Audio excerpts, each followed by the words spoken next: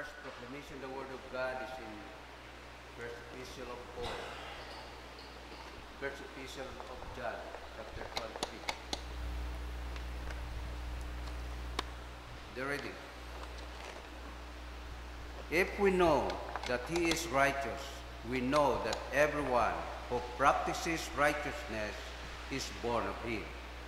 Behold, what manner of love that the Father has bestowed on us, that we should be called children of God. Therefore the world does not know us, because it did not know him. Beloved, now we are children of God, and it has not yet been revealed what we shall be, but we know that when he is revealed, we shall be like him, for we shall see him as he is. And everyone who has this hope in him purifies himself, just as he is pure. Whoever commits sin also commits lawlessness, and sin is lawlessness. And you know that he was manifested to take away our sins, and in him there is no sin. Whoever abides in him does not sin. Whoever sins has neither seen him nor known him. The word of the Lord. Please stand for sponsor of song. And our response together. All the ends of the earth have seen the saving power of God. Oh, sing to the Lord a new song, for he has done marvelous things. His right hand and his holy arm have gained him the victory. Response. All the ends of the earth have seen the saving power of God. All the ends of the earth have seen the salvation of our God. Shout joyfully to the Lord, all the earth. Break forth in song, rejoice and sing praises. Response.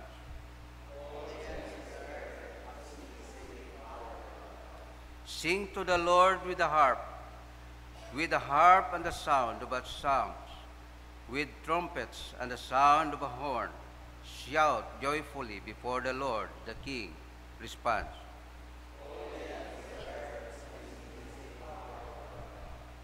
Glory be to the Father, and to the Son, and to the Holy Spirit.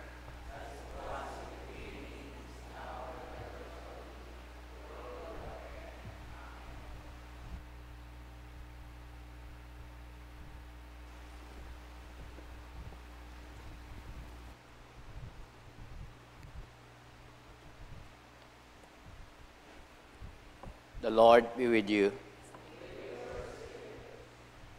The Holy Gospel of our Lord Jesus Christ according to St. John chapter 1.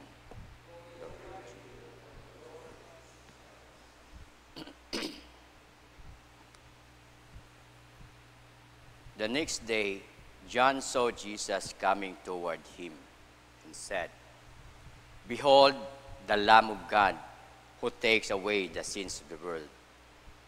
This is he of whom I said, After me comes a man who is prepared before me, for he was before me. I did not know him, but that he should be revealed to Israel. Therefore I came to baptizing with water. And John bore witness, saying, I saw the Spirit descending from heaven like a dove, and he remained upon him. I did not know him, but he who sent me to baptize with water said to me, Upon whom you see the Spirit descending and remaining in him, this is he who baptized with the Holy Spirit. And I have seen and testified that this is the Son of God. The Gospel of the Lord. Please be seated. Good morning. Madali lang matapos, bro. season, 12 days of Christmas. 3 yun kita makaron. 2 days lang. Medyo hangover pa kita sa parties, aton yung mga activities sa Christmas. At makaron, saraya nga nga gospel. Witnessing, testifying. Last Monday nga nagta ako sa prison. And sa kaso, may mga witness kita. Pero kapataog it kaso, ay witness. Sambilog nga kapadaog sa kaso ang witness. Yani, di ka na natin kumparar ko, haman makon it. Si John the Baptist, I testified, di ba? That I see from Holy Spirit nga nagtiner kay Jesus. Halin sa langit. Witnessing of John the Baptist. Sayod ni John the Baptist kung ano ra rule. Jesus, may mission, special mission si John the Baptist sa pagpreparar, sa pag-abot it Messiah. And he do roan ng rules, ginubra na ng responsibilidad nga pekalaga rong Messiah. John the Baptist, wa makakilala kay Jesus. But sarayang gospel, nabaptize ito ni John the Baptist si Jesus. Aman. Kasi nakita ito na nga nagkunsad yuta rong Holy Spirit kay Jesus. John the Baptist know his role kung ano raan na nga mission about Jesus. Makita naton nga witnessing of John the Baptist, pakilala na sa mga tao, and when ginbaptize ni John the Baptist si Jesus sa River Jordan, nagpanaog rong Holy Spirit like a dove and nagtungtong sa anang ulo. Then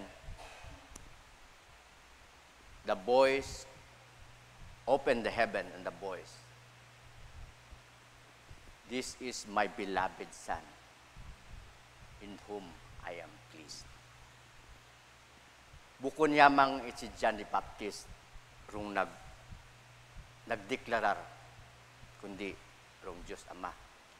John the Baptist, gininstruksyonan it Diyos, impadaga it Diyos para sa anang mission na magapakilala sa Messiah, and that is Jesus. Same to us now. The time of John the Baptist ay tapos ita. Today, we are the modern John the Baptist. We are witnessing who is Jesus. Witness that Jesus is the Son of God. He is the Savior. He is the Messiah. Ngani, we are now the modern John the Baptist. We walk our mission para may pakilala sa mga tao awa pa nakakilala kay Jesus. And many people nga wa pa makakilala. Ngani royon natong mission. Ituro naton bukod yamang like John the Baptist. Raya manar akong ginahambay kinyo nga mag-aabot. Nga ako man bisan mag-unlace man at anang lace ay bukod man ako worthy. John the Baptist know his stand, that he is not worthy. Turukan man ninyo, the Lamb of God who takes away the sins of the world. Kung gustong ipabot ni John the Baptist, haron, Lamb, ngayong padala kit Diyos iya sa kalibutan, to sacrifice His life for our salvation. Duyon ng ipadala it Diyos para sa aton nga mga saga, imauro sakripisyo. Turukan ninyo.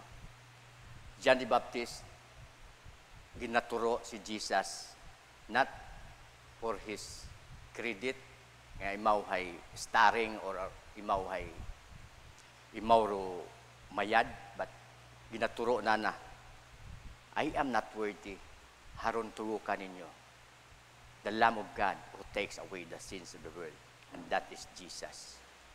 Same to us today, na witnessing sa mga tao nga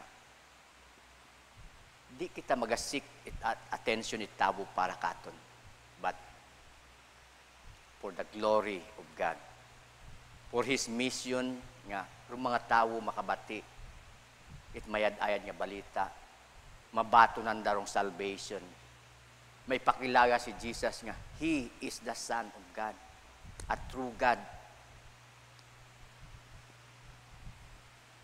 Kahapon niya sa first reading, liars, sino man aro liars? Sa 1 John 2, verse 22. Nabatian. Who is liars? Doon man nga tawo, nga uwa man nagapati, nga si Jesus ay the Son of God. A man is liar, nga uwa nagapati, nga si Jesus, the Son of God. John the Baptist, witness, I testified nga raya, nga tawo ay the Son of God. That is Jesus. Amen?